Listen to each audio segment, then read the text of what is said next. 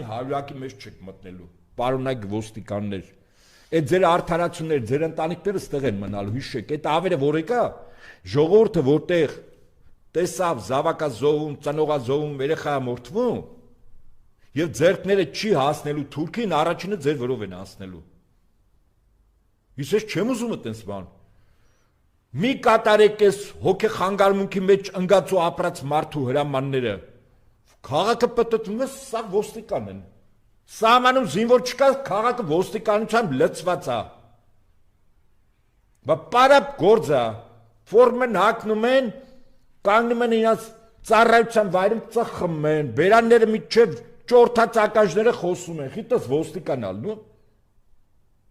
10 հոգով թափում են, վարորդին իջացնում են, հարվածում են։ Սրանք չեն հասկանում, որ Սամասուդի օրը որ